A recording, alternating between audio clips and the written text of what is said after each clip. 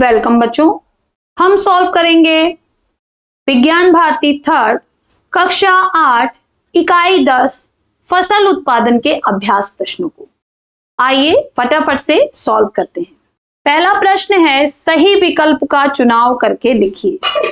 का निम्नलिखित में रवि की फसल है धान, मक्का, मूंगफली या गेहूं। तो राइट आंसर है बच्चों द गेहूं। इसमें से गेहूं जो है वो रवि की फसल है बच्चों। तो रवि की फसलें कौन होती हैं बच्चों? जो अक्टूबर नवंबर में बोई जाती हैं और मार्च अप्रैल में काटी जाती हैं, उन्हें हम रवि की फसल कहते हैं बच्चों। ख निम्नलिखित में खरपतवार नाशी है यूरिया, कंपोस्ट, मेटाक्लोर या अमोनियम फॉस्फेट। तो राइट आंसर है बच्चों ऑप्शन स मेटाक्लोर। मेटाक्लोर एक खरपतवार नाशी है। ग यूरिया उर्वरक है। कैसा उर्वरक है? नाइट्रोजनी, फॉस्फेटिक, पोटैशिक या संयुक्त। तो राइट आंसर क्या हो जाएगा बच्चों? नाइट्रोजनी। यूरिया कैसा आपका उर्वरक है? उर्वरक यानी खाद, नाइट्रोजनी।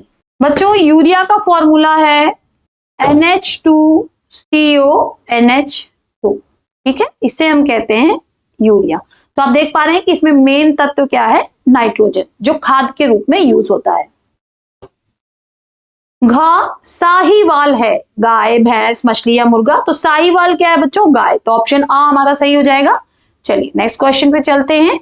नेक्स्ट क्वेश्चन 2 हमसे कह रहा है रिक्त स्थानों की पूर्ति कीजिए। का उगाए जाने वाले एक ही किस्म के पौधे डैश कहलाते हैं। क्या कहलाते हैं बच्चों? फसल कहलाते हैं। तो हम यहाँ पे भर देंगे फसल। ख तरबूज, खरबूजा, मक्का आदि के लिए डैश मिट्टी उपयुक्त है। कैसी मिट्टी उपयुक्त है बच्चों? बलुई मिट्टी उपयुक्त है। ग बुआई के लिए प्रयुक्त यंत्र है। क्या है बच्चों? डिबलर। ठीक है। घ सोनालिका डैश की उन्नत किस्म है जो संकरण के फलस्वरूप प्राप्त हुई है। कौन है बच्चों? गेहूं की उन्नत किस्म है सोनालिका। अंगा काटला रोहू डैश जल में पाई जाने वाली मछली है। तो काटला रोहू कैसे जल में पाई जाती है बच्चों? अलवणीय जल यानी मीठे पानी में, है ना। किसमें? मीठे पानी में, जैसे नदी का जल। ठीक है। प्रश्न 3 निम्नलिखित स्तंभ का के कथनों को स्तंभ खा के कथनों से सुमेलित कीजिए। स्तंभ का डिबलर, इसका सही मैच क्या हो जाएगा बच्चों? इस बार हमने सीधा सीधा मिला दिया स्तंभ खा से। सा बुआई की विधि। ठीक है, डिबलर किसमें काम आता है? बुआई की विधि। साइलो, साइलो क्या है? अ भंडारण की विधि। साहीवाल, साहीवाल क्या है? एक गाय की किस्म। सॉलमॉन, सॉलमॉन क्या है? एक मछली की नस्ल। White leg horn, white leg horn क्या है बच्चों? मुर्गी की नस्ल। ठीक है, मुर्गी की एक नस्ल। शार्क, शार्क क्या है? विटामिन ए और डी का स्रोत। ठीक है, कॉड लिवर ऑयल का जो टैबलेट्स बनती है बच्चों वो शार्क के लिवर से बनती है। ठीक है। प्रश्न 4 निम्नलिखित प्रश्नों के उत्तर लिखिए। का बलुई मिट्टी और चिकनी मिट्टी में क्या अंतर है? उत्तर हो जाएगा बलुई मिट्टी और चिकनी मिट्टी में अंतर। ठीक है, एक साइड हम लिखेंगे विशेषता, एक साइड लिखेंगे बलुई मिट्टी, एक साइड लिखेंगे चिकनी मिट्टी। आप चाहें तो यहाँ बीच में ऐसे लाइन भी खींच सकते हैं। ठीक है। तो जल धारण क्षमता बलुई मिट्टी में कम होती है, चिकनी मिट्टी में अधिक। वायु संचार बलुई मिट्टी में अधिक होता है, चिकनी मिट्टी में कम। खेती किसकी की जाती है? बलुई मिट्टी में गेहूं और बाजरा बोया जाता है, जबकि चिकनी मिट्टी में धान और दलहन। ख प्रश्न हमसे कह रहा है कि जून से अक्टूबर माह में कौन सी फसलें बोई जाती हैं। तो जून से अक्टूबर माह में उगाई जाने वाली फसलों को हम खरीफ की फसलें कहते हैं। इसके उदाहरण क्या है? मक्का, धान, सोयाबीन, कपास, मसूर, मूंग, अरहर और मूंगफली। ग बुआई के लिए बीज वेधक का क्या महत्व है? तो उत्तर हो जाएगा कि बुआई के लिए बीज वेधक का महत्व पहला हो जाएगा बीज की समान बुआई, यानी बीज खेत में बराबर दूरी पर बोए जाते हैं। ठीक है, बीज वेधक का अगर हम उपयोग करते हैं बच्चों, ये एक यंत्र है, तो क्या होता है कि बीज जो है वो खेत में बराबर दूरी पर बोए जाते हैं। बीज की गहराई नियंत्रित हो जाती है, यानी बीज सही गहराई में डालने से अंकुरण बेहतर होता है। फिर समय और श्रम की बचत होती है। हाथ से बुआई की तुलना में ये तेज और आसान है। इसके साथ ही बीज की बचत होती है और उपज में भी वृद्धि होती है। प्रश्न घ फसल चक्रण से आप क्या समझते हैं? तो हम उत्तर लिख लेंगे फसल चक्रण। फसल चक्रण का अर्थ है किसी खेत में क्रमवार अलग अलग प्रकार की फसलों की खेती करना। अलग अलग फसलें मिट्टी से भिन्न भिन्न पोषक तत्व लेती हैं और कुछ वापस भी देती हैं। इससे मिट्टी की उर्वरता बनी रहती है।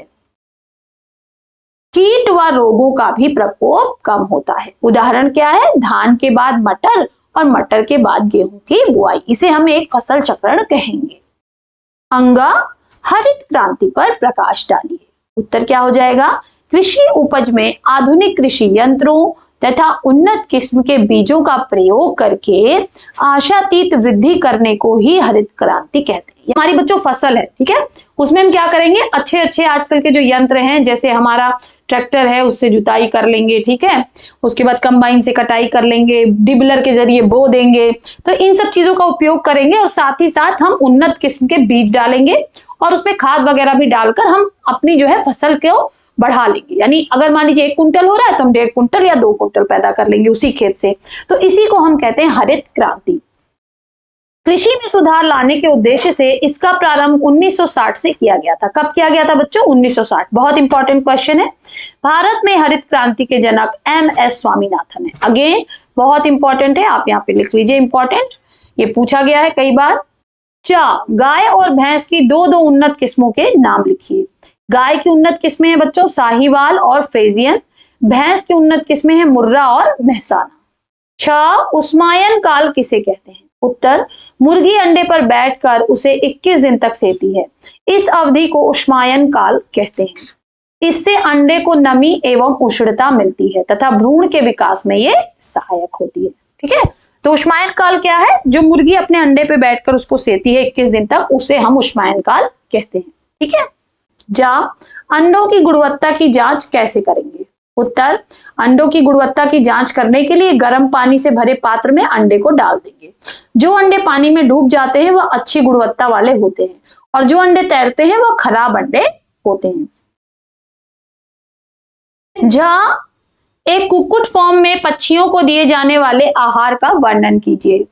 तो कुक्कुट फॉर्म क्या होता है बच्चों? जहां मुर्गी पाली जाती है। ठीक है, कुक्कुट फॉर्म में पक्षियों को आहार के रूप में दले हुए दाने, हरी खाद्य सामग्री और गेहूं, मक्का, बाजरा जैसे अनाजों को पीसकर इसमें कंकड़, बालू का चूरा या चूना पत्थर का चूरा मिलाकर देते हैं। मुर्गी को जल की भी पर्याप्त मात्रा दी जाती है। प्रश्न 5, नाइट्रोजन चक्र को चित्र की सहायता से समझाइए। तो बच्चों इस तरह से आप इसको बना लेंगे। देखिए मैं दिखा रही हूं, पहले ऊपर का हिस्सा देखते हैं। वायुमंडलीय नाइट्रोजन क्या होता है? नाइट्रोजन स्थिरीकरण जीवाणु यानी सहजीवी जीवाणु के द्वारा कहाँ जाता है? मिट्टी में घुलनशील नाइट्रेट्स के रूप में। इसके अलावा कृत्रिम उर्वरक से भी हम घुलनशील नाइट्रेट्स के रूप में मिट्टी में इसको डाल सकते हैं। तो दो विधि से वायुमंडलीय नाइट्रोजन जो है वो हमारी यहाँ पे आ गई। ठीक है, अब यहां से वापस कैसे जाती है? तो विनाइट्रीकरण जीवाणु द्वारा ये वापस वायुमंडल में जा सकती है। इसके अलावा एक और तरीका है, तड़ित यानी बिजली जब गिरती है उससे भी वायुमंडलीय नाइट्रोजन जो है वो जमीन में आ जाती है। अब जमीन में आ गई तो जमीन से कहां जाएगी? अब ये दूसरा इसका हिस्सा है। ठीक है, जमीन से कहां जाएगी? देखिए जमीन से मिट्टी के अवशोषण हो जाएगा, उससे पौधों में प्रोटीन के रूप में जाएगी। अब बच्चों ये जो मिट्टी में आ गया है नाइट्रेट्स, ये मिट्टी से अवशोषण होगा प्रकाश संश्लेषण द्वारा और ये पौधों में प्रोटीन के रूप में आ जाएगा। ठीक है, अब क्या होगा? घुलनशील नाइट्रेट्स बच्चों मिट्टी से अवशोषण द्वारा पौधों में प्रोटीन के रूप में आ जाएंगे। उसके बाद या तो इसको भोजन के रूप में कोई जंतु खा लेगा और या तो अगर ये खुद मृत हो गए तो मृत होने पर अपघटन के फलस्वरूप ये नाइट्रोजन के यौगिक बन जाएंगे, जैसे अमोनिया व नाइट्राइट्स। इसी तरह जंतु भी जो है वो मृत हो जाएगा तो उससे भी क्या बनेंगे? नाइट्रोजन के यौगिक अमोनिया व नाइट्राइट्स।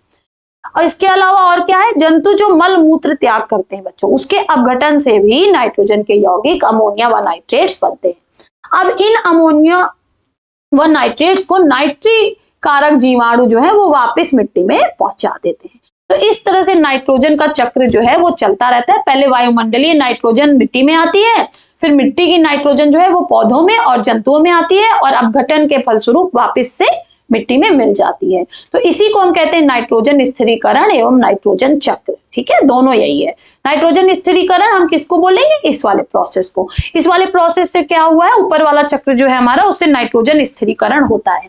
और नाइट्रोजन स्थिरीकरण जीवाणु किसमें पाए जाते हैं? तो वो दलहनी फसलों में पाए जाते हैं बच्चों, और सहजीवी जीवाणु के रूप में पाए जाते हैं। मेनली हम इसमें नाम लेते हैं राइजोबियम का। ठीक है, किसका नाम लेते हैं? राइजोबियम का। तो आप इसको भी नोट कर सकते हैं। चलिए आगे बढ़ते हैं।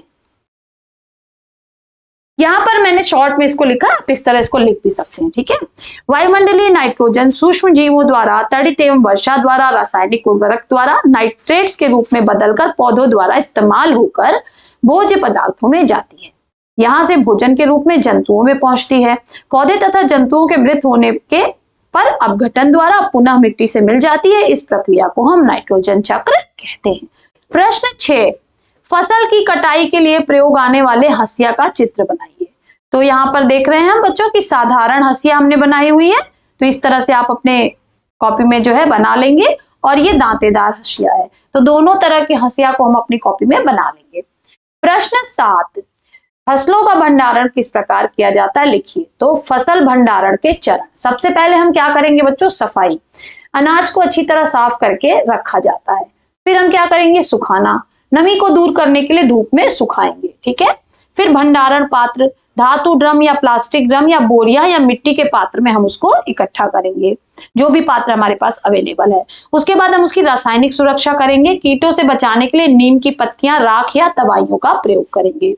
और पांचवा क्या है? नमी और कीट नियंत्रण। भंडारण स्थान पर हवादार, सूखा व नमी रहित होना चाहिए, ताकि वहां पर कीड़े और घुन वगैरह ना लगे। अब आ जाता है बच्चों हमारा प्रोजेक्ट कार्य। प्रोजेक्ट कार्य में इस बार हमारा कार्य जो दिया है वो कह रहा है अपने आसपास के खेतों में जाकर सिंचाई के साधन को देखिए और पता लगाइए कि इन साधनों से सिंचाई क्यों की जाती है। प्रोजेक्ट विषय, सिंचाई के साधनों का अध्ययन। क्या है प्रोजेक्ट विषय? सिंचाई के साधनों का अध्ययन। कार्यप्रणाली क्या है हमारी? अपने आसपास के खेतों में जाकर जानकारी हमने प्राप्त की। देखे गए सिंचाई के साधन व उनके कारण हम लिखेंगे। तो पहला हमें मिला क्या? कुआं और पंप सेट। ठीक है, ये बच्चों हमने प्रैक्टिकल जो है अपने स्कूल में किया था, अभी कर सकते हैं अपने टीचर से बात करके। तो कुआं और पंप सेट मिला, तो किस लिए यूज हो रहा? भूजल निकालने के लिए। ट्यूबवेल गहरे जल स्तर से पानी निकालने के लिए यूज हो रहा था। नहर बच्चों हमें दिखी नहीं थी, हमने इसको वीडियो में देखा था। तो नदियों से खेतों तक पानी पहुंचाने के लिए नहर का इस्तेमाल होता है। तालाब व झील, तो ये बरसाती जल संग्रह हेतु इस्तेमाल किए जाते हैं। इसके अलावा ड्रिप एवं स्प्रिंकलर, तो पानी की बचत और पानी के समान वितरण हेतु हम इसका भी उपयोग करते हैं। इसको भी हमने वीडियो में देखा था। चलिए नेक्स्ट क्वेश्चन, विभिन्न फसलों की बुआई किस यंत्र से की जा रही है, जाकर देखिए और इसकी सूची बनाइए। तो प्रोजेक्ट विषय इस बार हमारा क्या है? विभिन्न फसलों की बुआई में प्रयुक्त यंत्र। तो हमने सूची बनाई। देखिए, हल व देसी बीज ड्रिल, तो ये किसके लिए बोया जा रहा था? गेहूं, चना और जौ। सीड ड्रिल का प्रयोग क्या इसलिए हो रहा था? धान, गेहूं और मक्का। इसके अलावा ट्रैक्टर चालित ड्रिल, यानी जो ट्रैक्टर के साथ चल रहा था, उससे गेहूं और सरसों की बुआई की जा रही थी। कुदाल या हाथ से छिड़काव, तो दालें या छोटे खेत जो थे जिनके, वो लोग कुदाल या हाथ से छींट के काम चला रहे थे। प्लांटर मशीन का उपयोग कर रहे थे बच्चों गन्ना और आलू के लिए। तीसरी हमारी बच्चों प्रोजेक्ट था कि कुक्कुटशाला का भ्रमण करके मुर्गियों के रहन सहन, आहार एवं सुरक्षा व्यवस्था का अवलोकन कीजिए। तो बच्चों हमारे स्कूल से थोड़ी ही दूर पर एक पोल्ट्री फार्म था, तो वहां पर जाकर जो है हमने इसको देखा और उसके बारे में यहाँ पर लिखा है। प्रोजेक्ट विषय क्या था? कुक्कुटशाला भ्रमण। और रहन सहन कैसा था? साफ सुथरे शेड थे, हवादार व रोशनी युक्त थे, ज्यादा भीड़ ना हो इसलिए सीमित मुर्गियों को उन्होंने वहां पर रखा हुआ था। आहार कैसा था? तो आहार में वो दाने दे रहे थे, जैसे मक्का व गेहूं, व प्रोटीन युक्त आहार दे रहे थे। प्रोटीन के लिए सप्लीमेंट्स भी कुछ दे रहे थे या दाल दे रहे थे। ठीक है, स्वच्छ पानी की व्यवस्था। ठीक है बच्चों, साफ पानी की वहां पर व्यवस्था थी। मिनरल्स व दवाइयां समय समय पर दी जाती थी। सुरक्षा व्यवस्था क्या थी? बीमारियों से बचाव हेतु उनका टीकाकरण कराया गया था।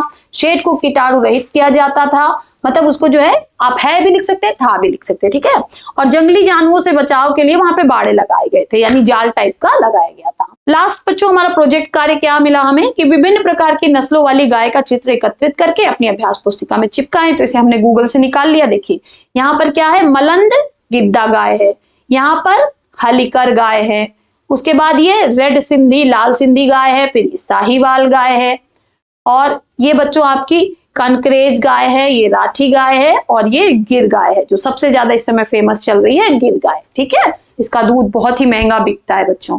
अब यहाँ पर बच्चों हमारा ये वीडियो समाप्त होता है। फिर मिलेंगे नेक्स्ट वीडियो में कुछ और प्रश्नों के साथ। तब तक के लिए पढ़ते रहिए, आगे बढ़ते रहिए। बाय बाय बच्चों।